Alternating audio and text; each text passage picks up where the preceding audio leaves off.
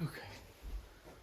Hi there. It is 9/29/24. This is part two. This is when Babylon, the last thing they did in their last video, they took over Israel because God chose Babylon to be his servant, to come and afflict Israel and take them to Babylon. So they burned down the temple. They burned down Israel. This is the first time that Israel's temple was burned and torn down. So we're going to find out why. So in Leviticus 25, 2 through 10, it says, "Speak unto the children of Israel, and say unto them, When ye come into the land which I give you, then shall the land keep a Sabbath unto the Lord. 6 years thou shalt sow thy field, 6 years thou shalt prune thy vineyard, and gather into the fruit thereof. But in the seventh year shall be a Sabbath of rest unto the land, a Sabbath for the day. Thou shalt neither sow thy field nor prune thy vineyard." Interestingly, this is back in Leviticus when God was giving Moses and Israel the law. He's telling them what to do. He's telling them this years before this ever even took place. And then you'll find out that he tells them, if you don't hearken to my voice and do my statutes and my laws, then this will happen to you. And even knowing that God is a God of his word, they still don't listen. They're afflicted by Babylon because they wouldn't hearken unto God. But interestingly, people try to say that we got to do the Sabbath, and the Sabbath is for us. And what about the Sabbath? And what about the Sabbath? Or what about it? God is telling Israel right here that let your land rest on the Sabbath, because the land needs to rest. It's God's land and it's God's rules. But in the seventh year ye shall be a Sabbath of rest unto the land, a Sabbath for the Lord. Thou shalt neither sow thy field nor prune thy vineyards. If you're letting the land rest for a year, we surely don't do that here in the United States. So Sabbath just don't mean let's praise God on Sunday, because actually the Sabbath is actually Saturday. That's the seventh day of the week. But we don't follow the Sabbath today. But this was a rule given to Israel. If you do my statutes and my laws, I will bless you. If you don't, I will curse you. So he's about to explain to them about the Jubilee. After seven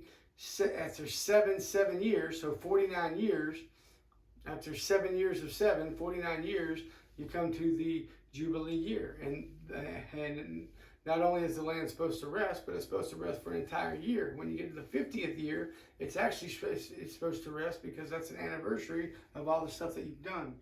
But that which groweth of its own accord to thy harvest thou shalt not reap, neither gather the grapes nor the vine, for it is a year of rest unto the land. The Sabbath of the land shall be meat for you, for thee and for thy servant, and for thy maid, and for thy hired servant, and for thy stranger that sojourneth in thee, and for thy cattle, and for thy beasts that are in the land, shall all the carcasses thereof be meat. And thou shalt number 7 Sabbaths of years unto thee, 7 times 7 years. And the space of the 7 Sabbaths of years shall be unto thee 49 years.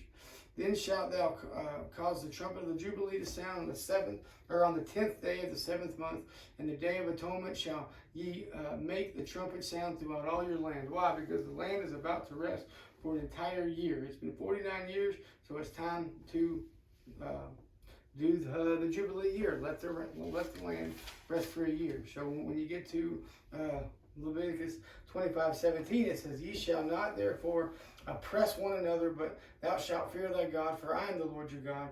Wherefore ye shall do my statutes and keep my judgments and do them, and ye shall dwell in the land safely." So by the time you get to 26, God says, if you do what I'm telling you to do, I will bless you. Nobody will hinder you. Nobody will fight you. Nobody will come upon you. I will be your safety if you just do my statutes, and my decrees that I give you, and my commandments, and then I will bless you. And in Leviticus 26:1, ye shall make you no idols, nor graven image, neither rear you up a standing image, neither shall ye set up any image of stone in your land to bow down unto it. For I am the Lord your God. Ye shall keep my Sabbaths and reverence my sanctuary. I am the Lord. If you walk in my statutes and keep my commandments and do them, then I will give you rain in due season, and the land shall yield her increase, and the trees of the field shall yield their fruit. God tells Israel, if you do my commandments, then I will bless your land. It's so important to understand that we're not doing that in America today. That's not for us. This is straight to Israel. Do my decrees, do what I'm telling you to do, and I will be your safety. It says, I will give you peace in the land, and ye shall lie down, and none shall make you afraid. Let's back up to 5. And your threshing shall reach unto the vintage, and the vintage shall reach unto the sowing time. And ye shall eat your bread to the full, and dwell in your land safely. Right? And I will give peace in the land, and ye shall lie down, and none shall make you afraid. And I will rid evil beasts out of the land. Neither shall the sword go through your land. And ye shall chase your enemies, and they shall fall before you by the sword. And 5 shall chase 100, and 100 shall chase 10,000. That's how much God's going to bless them. 100 shall chase 10,000. But in Leviticus 26:14, but if you will not hearken unto me, and I will not do all, and will not do my commandments, if ye shall despise my statutes, or if your soul arbor my judgments, so that ye will not do all my commandments, but that you break my covenant, I also will do this unto you. I will even appoint over you terror, consumption, and the burning age, that shall consume the eyes and cause sorrow of heart. And ye shall sow your seed in vain, for your enemies shall eat it. And I will set my face against you, and ye shall be slain before your enemies. They that hate you, they that hate you shall reign over you, and ye shall flee from them, even when they're not pursuing you. And if you will not yet for all these hearken unto me, then I will punish you 7 times more for your sins. And I will break the pride of your power, and I will make your heaven as iron, and your earth as brass, and your strength shall be spent in vain. For your land shall not yield her increase, neither shall the trees of the land yield their fruits. And if ye walk contrary unto me, and I will not hearken unto me, and will not hearken unto me, I will bring 7 times more plagues upon you, according to your sins. So when you break down here and you get to 29, it says, and ye shall eat the flesh of your sons, and the flesh of your daughters shall ye eat. And I will destroy your high places, and cut down your images, and cast your carcasses upon the carcasses of your idols. And my soul shall arbor you, and I will make your cities waste, and bring your sanctuaries unto desolation. And I will not smell the savor of your sweet odors. I will bring the land into desolation, and your enemies which dwell therein shall be astonished at it. And I will scatter you among the heathen, and will draw out the sword after you, and your land shall be desolate, and your cities waste. Then shall the land enjoy her Sabbaths, as long as it lieth desolate, and ye be in your enemy's land. Even then shall the land rest, and enjoy her Sabbaths. As long as it lieth desolate, it shall rest, because it did not rest in your Sabbaths when you dwelt upon it. And upon them that are left alive of you, I will send a faintness into their heart in the land of their enemies, and the sound of a shaken leaf shall chase them, and they shall flee as fleeing from a sword, and they shall fall when none pierced it. So God says, if you don't do what I do, I'm going to cast you out of the land, just like when Babylon came to take them over. They burnt the city down because they didn't follow God's judgments and commandments. And he even says that those that are not taken, I'm going to send a spirit of fear on them, that the shaking of a leaf is going to make them run out of their skin and run away. I mean, I am going to take over if y'all don't do what I do. And he tells them this, I mean, many hundreds of years in advance. So when you get to Jeremiah 25, 4 through 13, God is trying to warn them, do as I'm telling you to do. So when you get to Jeremiah 25 verse 4, it says, and the Lord hath sent unto you all his servants the prophets, rising early and sending them, but ye have not hearkened, nor inclined your ear to them. So when all this is about to take over and take place, God sent these prophets that we saw in the last video, those 25 prophets. He sent them one after the other, trying to warn Israel, do what God's telling you to do. But they said, turn ye again now, everyone from his evil way and from the evil of your doings, and dwell in the land that the Lord hath given unto you and to your fathers forever and ever. And go not after the other gods, little g, to serve them and to worship them and to provoke me not to anger with the works of your hands, and I will do you no hurt. God says, I don't want to afflict you, but it says also in verse 8, therefore thus saith the Lord of hosts, Because ye have not heard my words, behold, I will send and take all the families of the north, saith the Lord, and Nebuchadnezzar, the king of Babylon, my servant, and will bring them against this land. So God uses Nebuchadnezzar, king of Babylon, as his servant to come over and take over Israel. And will bring them against this land, against the inhabitants thereof, and against all these nations round about, and will utterly destroy them and make them an astonishment and an hissing and perpetual desolation. So God told him in Leviticus, if you don't do this, this is what's going to happen to you. So now in Jeremiah is that weeping prophet that kept going to Judah, telling them, y'all better hearken unto God, or Babylon's going to take you over. But moreover, I will take from them the voice of myrrh and the voice of gladness and the voice of bridegroom and the voice of bride, the sound of the millstone, the light of the candle. And this whole land shall be desolation and astonishment. And these nations shall serve the king of Babylon 70 years. And it shall come to pass when 70 years are accomplished that I will punish the king of Babylon and that nation, saith the Lord, for their iniquity in the land of the Chaldeans, and will make it a perpetual desolation. So God says, after Babylon and they've done my purpose, and I've afflicted you, when I bring you back to the land, which we're going to get to in a few minutes, I'm going to afflict Babylon, and I'm going to make their lands desolate. But not before 70 years has come to pass, because that is the number of years that Israel did not do their Sabbaths and let the land rest. So God said for every day there's a year. So it was 70 years that they were in captivity in Babylon. And that's where actually Daniel comes in. We'll get to his Daniel prays to God in because he knew Jeremiah's prophecy. After 70 years, we can go back. So that's why Daniel comes along, and in Daniel chapter 9, he prays to God. God, we're sorry, please forgive us. And that we'll get to let us out of the land, or bring us back into the land like you promised. I mean, you're a God of promise. But in Jeremiah 29, 10 through 14, it says, for thus saith the Lord, that after 70 years be accomplished at Babylon, I will visit you and perform my good word toward you, and causing you to return to this place. For I know the thoughts that I think toward you, saith the Lord, thoughts of peace and not of evil, to give you an expected end. So even though there's a beginning to this, it's going to be rough for 70 years, but there will be an end to it.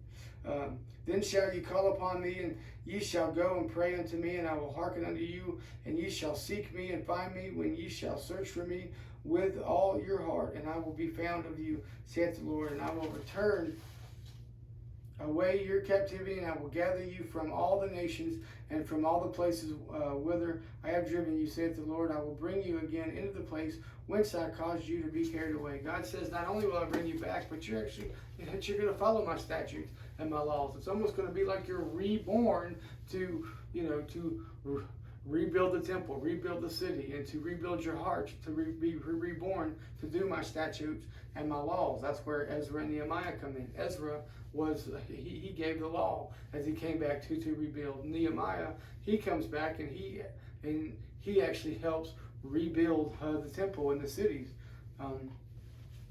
But in 2 Chronicles chapter 36, 2 Chronicles chapter 36,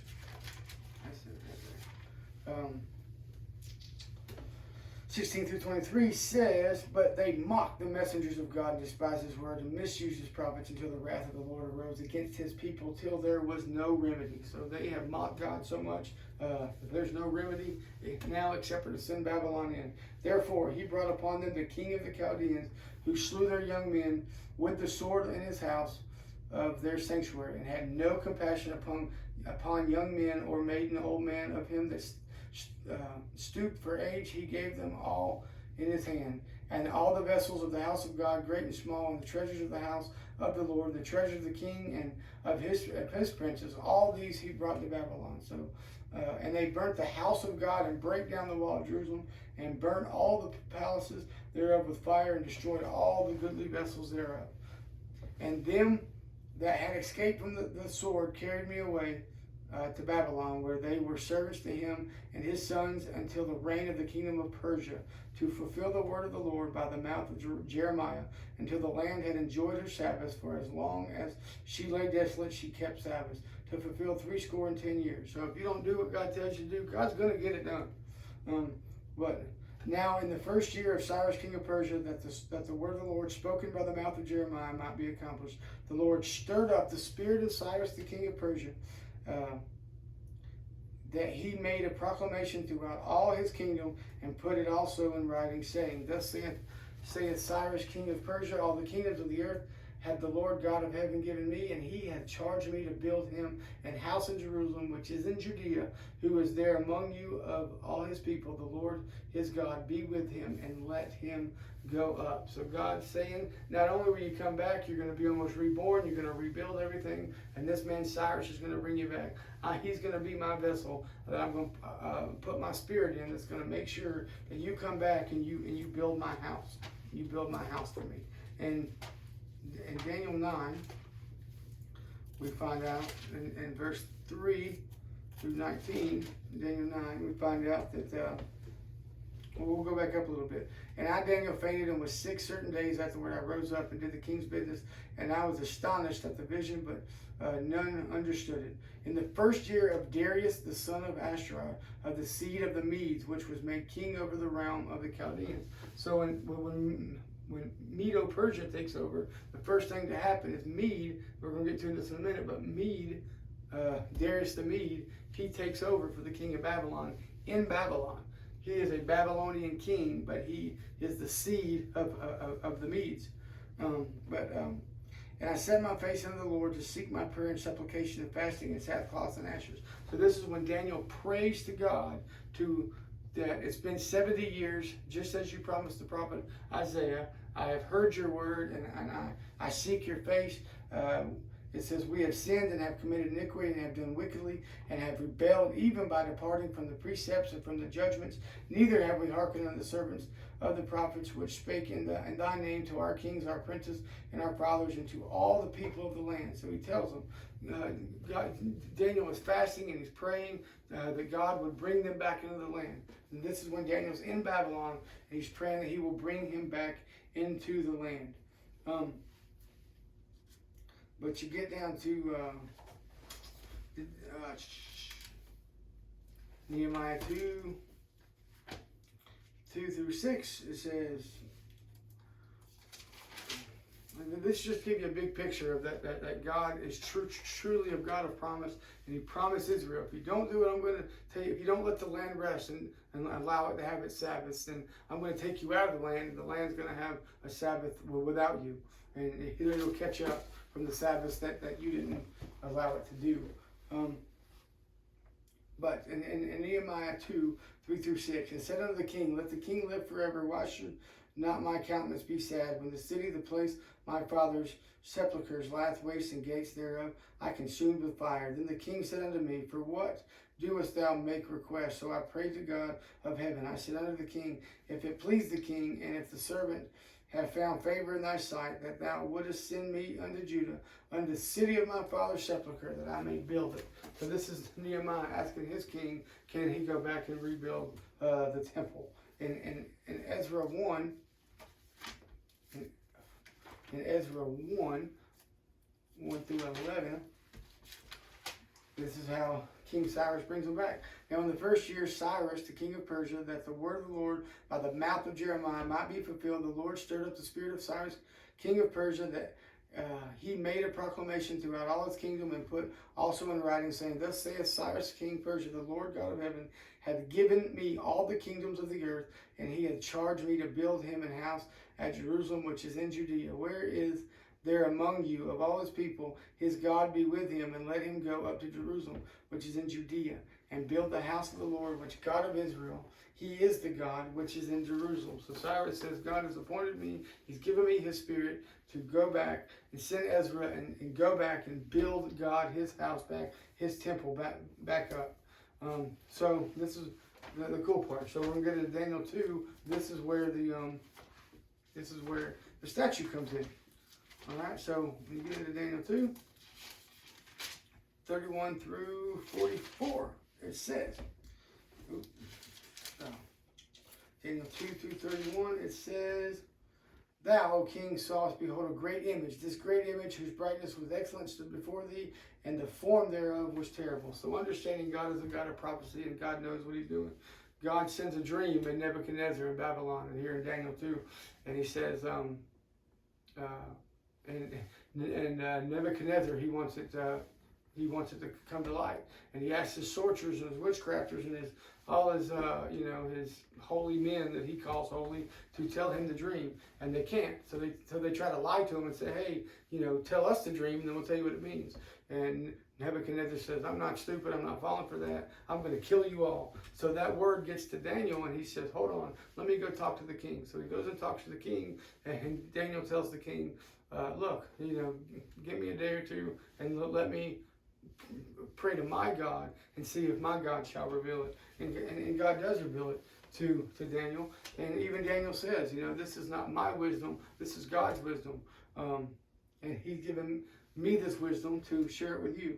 So this image's head was of fine gold, his breast and his arms of silver, his belly and his thighs of brass, his legs of iron, his feet part of iron and clay. Thou sawest till that stone was cut out without hands, which smote the image upon his feet that were of iron and clay, and brake them to pieces. Then was the iron, the clay, and the brass, the silver, and the gold broken to pieces together, and became like the chaff of the summer threshing floors, and the wind carried them away, that no place was found for them. And the stone that smote the image became a great mountain and filled the whole earth. So it says here, with the spirit of the wind, that God, I already said that he used Babylon. He stirred up his spirit to be his servant to come over and take over Israel. Well, God uses that same wind, that same spirit, to come over and stir up Medo Persia to take over Babylon. He uses that Darius the Mede to come in and be king over Babylon, even as a Mede. They make an alliance with Persia. That's where Persia comes in. Persia actually grows higher than the Mede. That's what it talks about, that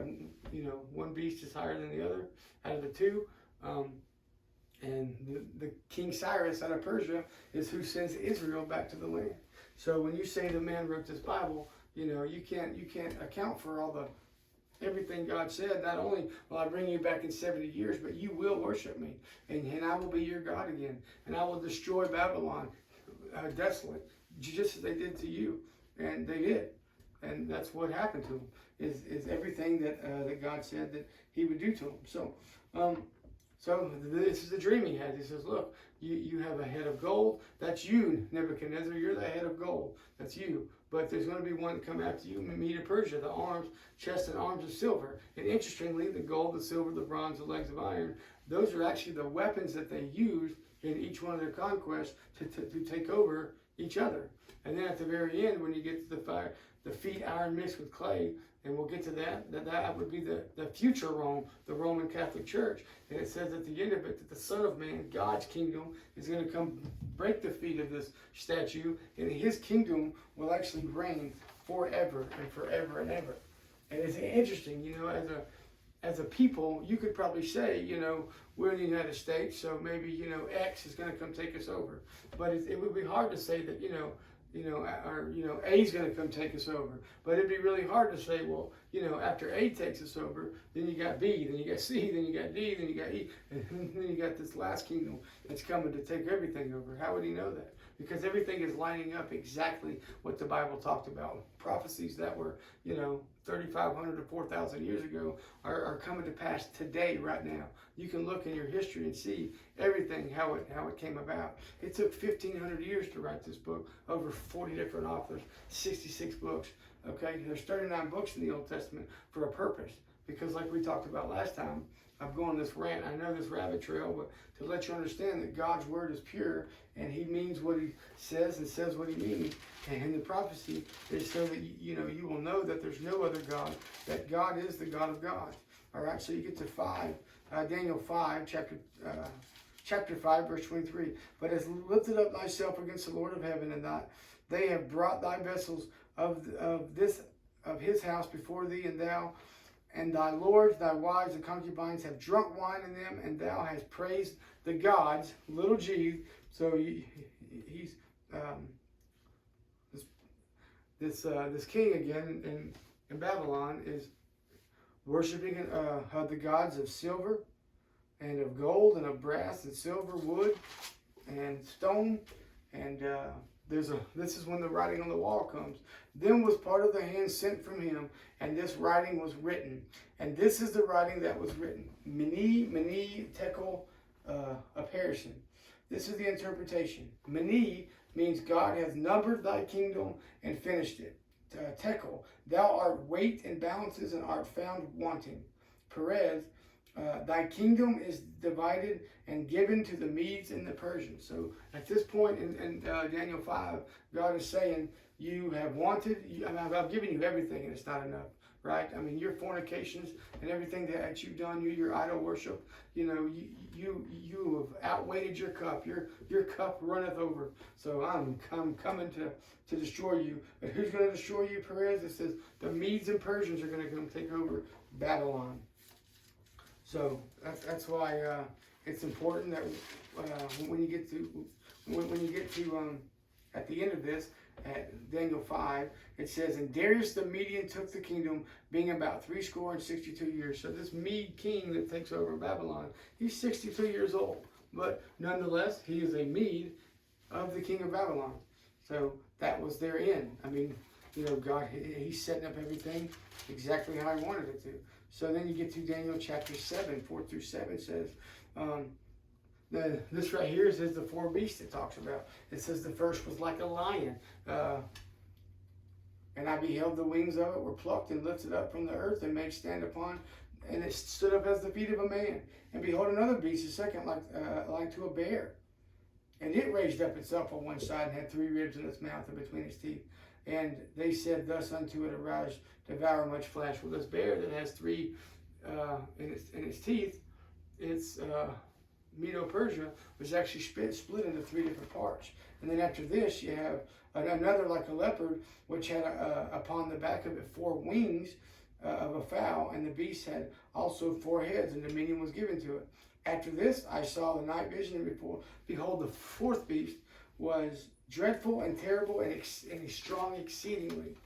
And it had great iron teeth. So, that's going to be Rome down here. So this is another vision that he has, the second vision. And these are a beast. Well, what are the beasts? The beasts are the kingdoms in which that comes and takes over. Babylon, Media, Persia, Greece, and Rome. Those are the beast that comes over. But the 4th beast is so bad that it can't even be explained what it looks like. You had a lion, a bear, and a leopard. But again, Rome can't even be understood to what kind of ugly and dreadful beast that it was. In Daniel 7:16 it says, I came near unto them and stood by and asked him the truth of all this. So he told me and made me know the interpretation of these things.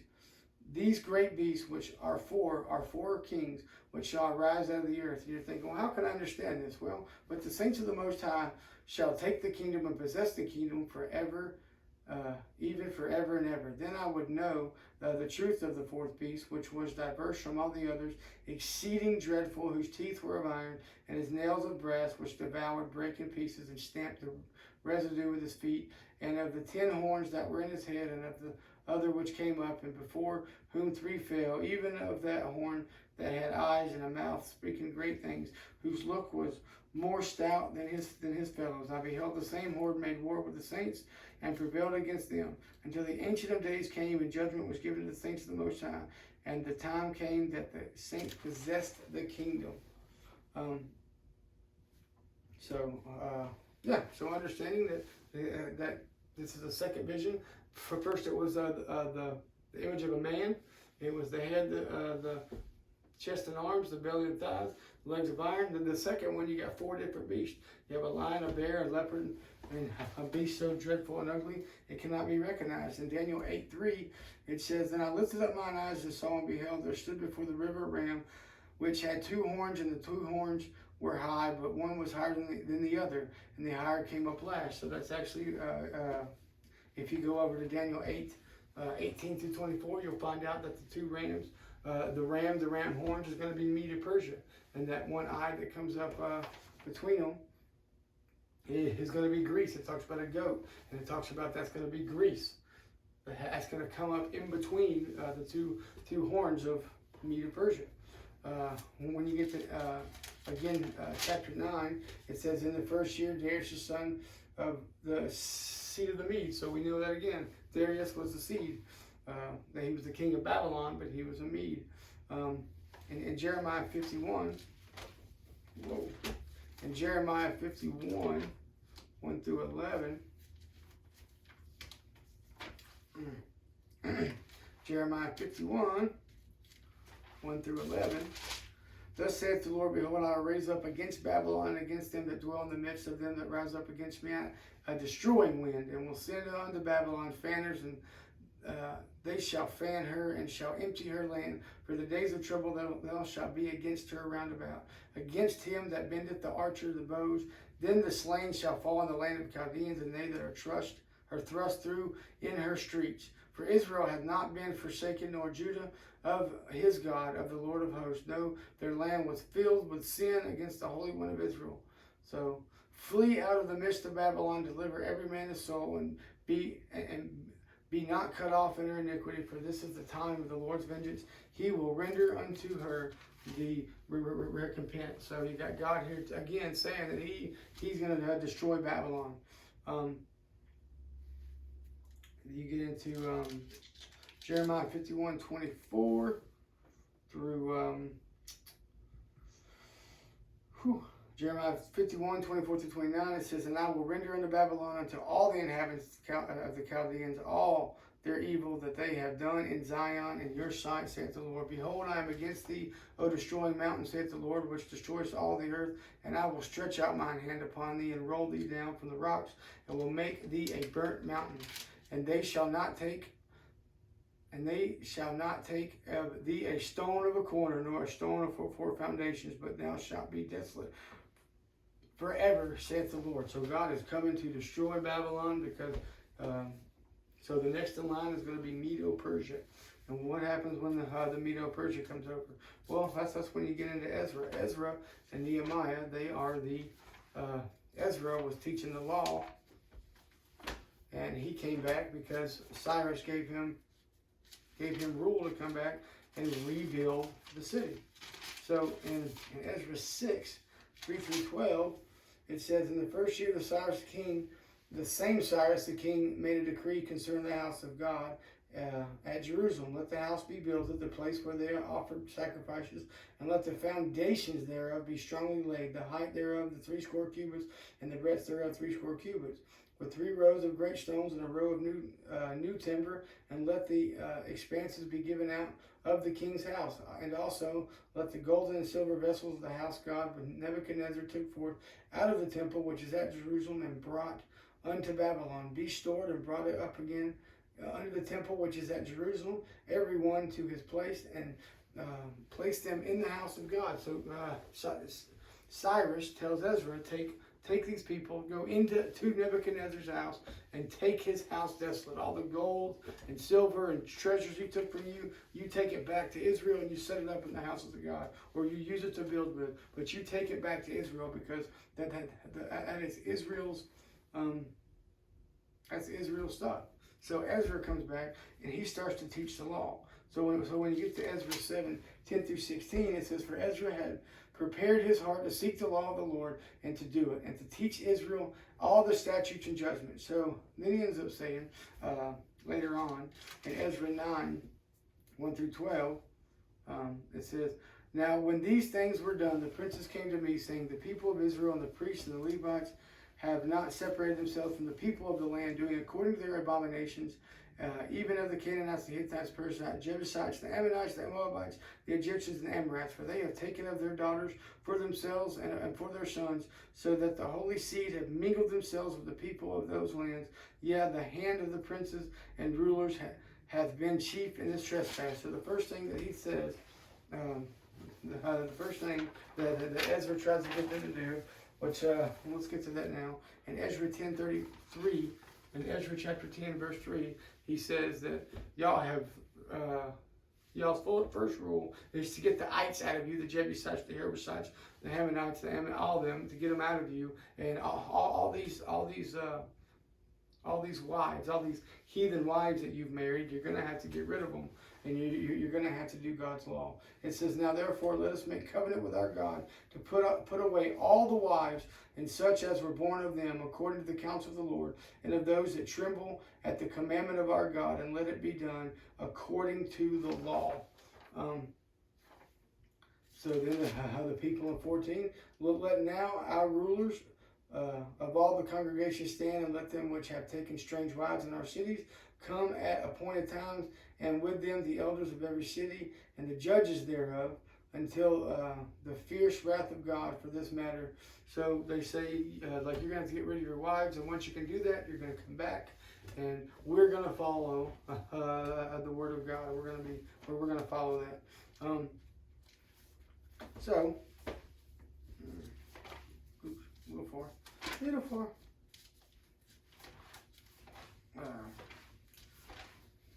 So, let's try to wrap this up and make it make sense here. So, put this here, bring this over here. So, this is the return in which happens to them. By the middle of the 6th century BC, monumentous events were occurring in the Near East, and in the course of these events, the hopes of the survivors and descendants of Judah to return to Jerusalem were finally fulfilled. The ancient civilization of Egypt and Mesopotamia had run their magnificent course and were in rapid decline. The last king of Babylon, Nabonidus, introduced these religious practices to Israel, but that's why Israel is in there teaching the law. But that cost him the alliance of the subjects. Increasing conflict with the priests in Babylon was one reason why he moved his royal residence to Tema, an oasis far to the southwest of Arabian desert. His son Belshazzar, whose feast is the subject of Daniel 5, when we talked about the handwriting on the wall, that Belshazzar, he was in there worshiping the small little g, god of gold, silver, stone, everything he wasn't supposed to be worshiping, ruled as a deputy in Babylon. Moreover, Persian ruled as his deputy in Babylon. Moreover, Persian armies, which had taken over the Median Empire and extended it to include all of Asia Minor, were now poised on the Babylonian frontier. In late summer of 539, the Persians struck an indecisive battle at Opis, and the Tigris River destroyed the Babylonian army. Within weeks, Babylon itself fell without opposition. By command of Persian King Cyrus, the invading troops respected the city's inhabitants and their property. When Cyrus himself entered the conquered city 18 days later, multitudes lined his way and hailed him as deliverer from the Nabonidus oppressive and unpopular rule to an anonymous Jewish prophet in exile. This was the hand of the Lord at work. No doubt, this was the hand of the Lord at work when the Persian Empire comes in and takes over. So Cyrus, who stirred up one, Cyrus from the east, whom victory meets at every step. I, the Lord. The prophet saw Cyrus as the anointed one sent to redeem God's chosen people, and they were not disappointed. One of the most enlightened monarchs of iniquity, Cyrus abandoned the Assyrians and the Babylonians' policies of brutality and deportation of conquered peoples for a program of toleration and restoration. In 538, he issued an edict allowing Jews to return to Iyud. Iyud is what they called Israel at that time, because Israel was destroyed, so they called it Iyud. Actually, Israel, Jerusalem had 40 different names, but Iyud is what they called Jerusalem, the capital in Israel. But it's interesting here that Cyrus, he doesn't captivate them like the Assyrians did or tried to do, and like the Babylonians actually did and captivated them and taught them their religions and made them worship their gods. Cyrus didn't do that. He was led by the Spirit of God to send Israel back to rebuild that house. And that's so important. And to rebuild the temple of Jerusalem. As twice reported in the book of Ezra, In Ezra 1, 2 through 4, and Ezra 6, 3 through 5, the edict directed that the temple be rebuilt in part with funds from the royal treasury. Holy vessels taken from the temple by Nebuchadnezzar were to be returned. So everything that Nebuchadnezzar took in the Babylonian Empire was given back to Israel. For the Jews in exile, redemption had come. In their unallowed joy, they spoke of the heavens singing, the depths of the earth shouting, and the mountains breaking forth in song because of what the Lord had done. The reality of the return, however, would be sobering. The literally evidence for the return to Judah is unclear, since the chronicler. Okay, so skip that part. The second return, and seems to have been a little concerned for the chronology, passing over long periods of time, 70 or even 120 years without comment. But it appears that as soon as they could, a small group of Jews, fired by religious zeal, set off from the Nippur region of Babylonia, bound for Jerusalem. They were probably led by Sheshbazzar, prince of Judah, who was a son of Jehoiakim, the Judite king, exiled to Babylon in 597. When Jehoiakim was, it says in the Bible, when he was sent to the Babylonian Empire over there in the kingdom of Babylon, he actually gave Babylon the treasures and most of it, and he was taken care of pretty well, actually. The shortest passage across the Syrian desert would have been about 600 miles. More likely, they took the trade route through Aleppo, which would have made their journey 1,000 miles long. It took to Israel, walking, no cars, mind you, 1,000 miles to go back and rebuild God's house. Interesting there. When the returning exiles finally arrived in the hills of Judah and beheld Jerusalem from the surrounding heights, their joy must have mixed with bitter sorrow at the appalling sight. The city still lay at ruins, its walls demolished, its tumbled down buildings silent reminders of the ferocity of the Babylonian attack after a century earlier. So as they come back to this 70 years later to see everything that Babylon had done to it, as they were being taken captive, they were overwhelmed, they were overtaken. And now they have to rebuild this. Could you imagine going outside your door and seeing your whole city just demolished? I mean, you couldn't go to Walmart or McDonald's anymore. Like, you actually had to, work for your food. I mean, we probably starved to death. There were other problems too. While Sheshbazzar is called governor of Judah, it seems that the Samaritans claimed authority over Jerusalem and were unsympathetic. So the Samaritans came in, they overtook Jerusalem while they were gone. So they actually came in and they afflicted Israel while they were trying to rebuild the city. So at some point, but no later than 522 BC, a second group of Babylonian Jews came to Jerusalem and then settled each to his own town. The list of these towns in Ezra and chapter 2, verses 2 through 35, and Nehemiah chapter 6, Nehemiah chapter 7, verse 6 through 38, indicate that the returning Jews established themselves in an area roughly 40 miles country of Judah. On the east, they extended into the Jordan Valley around Jericho, while to the west, they penetrated the coastal plains, setting in Lod and Ono, and to the north, they reached beyond the older border of Judah and Bethel. In the south, they held their strategic site in the hands of the Edomites, or the Besser, but were cut off from Hebron, which was in the hands of the Edomites. Although their area was small, the Jews controlled vital approaches to the highlands, yet they could not be secure until Jerusalem, the leading city, had a place of ultimate refuge and was refortified. The second group of returning exiles was led by Zerubbabel, grandson of Jehoiakim and nephew of Sheshbazzar. He was the civil governor, while Joshua, son of Jehozadak, was the high priest and spiritual leader of the Tini community, probably no more than 20,000 people all told. About this, two other important persons appeared, the prophets Haggai and Zechariah, nearly 20 years after the first return. Only the foundation of the temple had been completed, yet is it a time for you yourselves to dwell in your paneled house, cried Haggai, while this house, the temple, lies in ruins. So when they refuse to do it, Haggai comes in and says, are y'all going to build this? Stop building your own houses and come build the temple. And that's exactly what they do. So the messianic zeal of Haggai and Zechariah may have been related to international events. When Darius the first came to the throne of Persia in 522, there were nationalistic revolts at many places in the enormous empire, then that stretched from Asia Minor into Egypt in the west and India's frontier in the east. But Darius moved quickly to control his vast domain, recognizing the empire into 20 satrapies, each supervised by a representative of king. So we're going to move down here. So a work on the temple began in earnest. Opposition surfaced once more. Before long, the governor of Arabna, no, we're going to skip that too. With this aid and under the stern urging of prophet, Zerubbabel led the effort to complete the temple. Poor though it was, the finished temple was rededicated in 515 amid great joy. 72 years after its destruction, so it took them 2 years to rebuild the temple.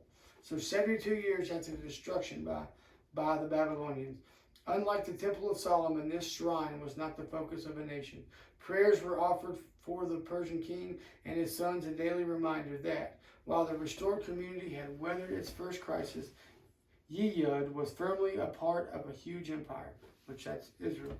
When Zerubbabel left the scene, hope of reestablishing the royal line of Judah came to an end. For the next 70 years or so, until the coming of Nehemiah, we know very little of the life of this little community. The prophet Malachi urged the people to be loyal to the covenant and commanded the priest for corrupting worship. Yet the religious life of the Jews steadily deteriorated as mixed marriages and increasing commercial contacts with non-Jews threatened to produce assimilation. The people of the community, isolated and defenseless on the hilltops and around Jerusalem, endured a high priest who also assumed a measure of local political power. If the community survived, it was not by much. Its extravagant hopes had been dampened by harsh reality. Once the temple was rebuilt, there seemed little to motivate the people to further unified action. And in time, news of the story plight of the Jews of Yiyud reached the ears of Nehemiah in Susa, where he was a high official, cupbearer to the king of Persia, a pious Jew. He asked permission to journey to Yiyud and rebuild the fortifications of Jerusalem. Not only was Nehemiah granted his wish, he was named governor of that faraway province. In the century following their return, the Jews witnessed dramatic change taking place all around them. Among other things, the area was opened up to greatly expanded international trade, particularly with Greece. Phoenicians held sway down the coast from Acco and a part of the Persian Empire's fifth satrapy. Dora was ruled by Phoenicians, but in the mid-5th century BC, its large communities of Greek merchants apparently qualified it for membership in the Attic Sea Alliance. Many Attic pottery vessels have been found at Dor, indicating a close commercial connection with Greece. So you can see that Greece is a part of this now, right before they're about to take over. 12 years after let's go back up a little bit. Even though Nehemiah had authority from the Persian king to rebuild Jerusalem fortification, he faced a concerted opposition. Tobiah, governor of Ammon, had family connections with the high priest in Jerusalem, and Sanballat, governor of Samaria, became allied by marriage to the family of Jerusalem's high priest. Geshem, the Arab, ruled the emerging desert peoples from the northwest Arabia and western Sinai, including the Negev, part of the southern Yiyud, and Edom. Back down here, 12 years after Nehemiah came to Jerusalem, and perhaps unable to get his term extended, Nehemiah returned to Susa. He had provided safety and brought about certain economic reforms to prevent the rich from preying on the poor. But he hardly considered his work finished. Within a year or so, he had persuaded the king to reappoint him governor of Yiyud upon returning. The undertook vigorous, if somewhat uncoordinated religious reforms, providing adequate funds for the temple and its officials by strict collection of tithes, enforcing Sabbaths observance by stopping business activity on that day, opposing marriages with foreigners to the extent of physically exalting the offender. So when Nehemiah came in, he said, if you're going to do the Sabbath, we're going to abstain you from any work. So within a year of his coming to Jerusalem, Ezra's work was finished. The law that he had read of the people and by which they reconstituted themselves was either to Torah or to the core of what became the Torah. The 5 books of the law of Moses, Genesis, Exodus, Leviticus, Numbers, and Deuteronomy. Little wonder that the rabbis honored the priest who appeared on the stage for a brief, crucial moment, saying that Ezra restored the law. Nehemiah is reported to have been the first to place his seal on the covenant of Ezra. Then both men passed from view. According to one tradition, Ezra died and was buried in Jerusalem, but in southern Iraq, a grave said to be that of Ezra is still shown today. Did he return to Babylonia? And what happened to Nehemiah? Perhaps he went back to Susa at the end of his second term as governor. In any event, the work of these 2 men was completed. The community in Yiyud, which is Jerusalem, was safe for the moment, and Judaism had the law, the great monument by which it was maintained itself throughout the ages.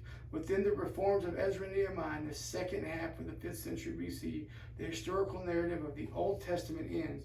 We know almost nothing of the Jewish history until shortly before the outbreak of the Maccabee revolt in the 2nd century BC. Indeed, as one historian has written, no period in Israel's history since Moses is more poorly documented. However, with the rise and the fall of the new empires, especially those of Greece and of Rome, the land bridge between Asia and Africa continued to be the battleground of the Almighty. So I just read into this. In Ezekiel 37, 1 through 23, this is where, let's read it. And the hand of the Lord was upon me and carried me out of the Spirit of the Lord and set me in the midst of the valley which was full of bones, and caused me to pass by them round about. Behold, there was very many in the open valley, and lo, they were very dry. And he said unto me, Son of man, can these bones live?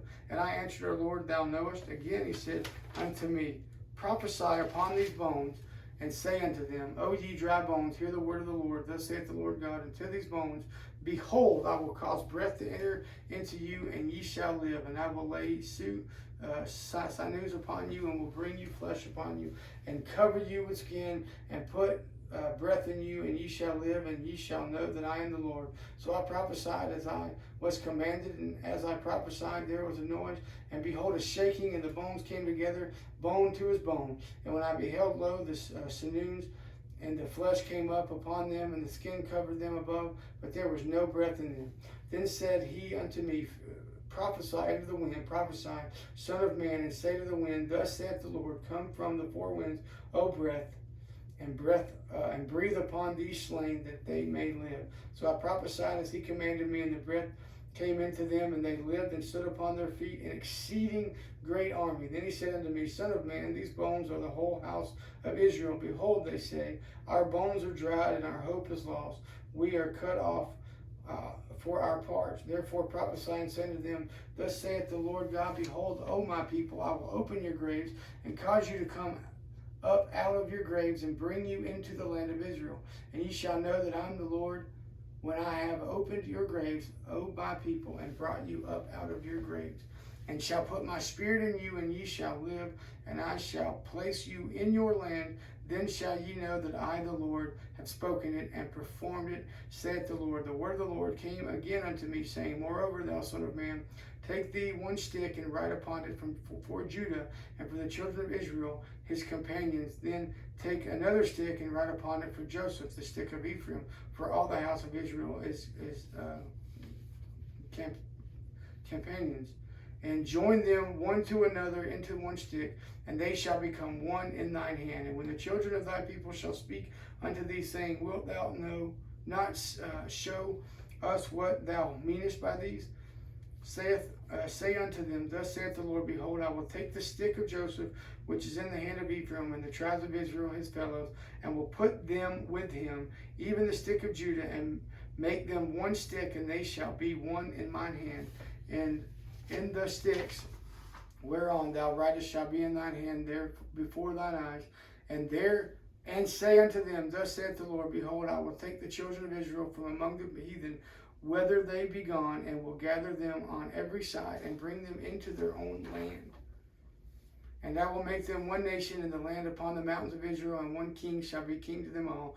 And they shall be no more two nations, neither shall they be divided into two kingdoms anymore. So when they were divided, they were taken over. Right? Assyria took over Israel, and Babylon took over Judea. But when you go to this, they were actually, the prophecy of Ezekiel is talking about how Israel was once dead in the land of the heathen. They had no hope, just like the Gentiles had no hope. And then they were actually brought back into the land and given life again. And they are one people. And when you get to Ezra 8:1, these are now the chief of their fathers, and this is the genealogy of them that went up with me from Babylon in the reign of Artaxerxes the king. Get down here to verse 8. And of the sons of Zebedee and the sons of Michael with him 80 males. I think it's Jeremiah 8. Hold that thought. Pretty sure it's Jeremiah 8. It's not Ezekiel 8.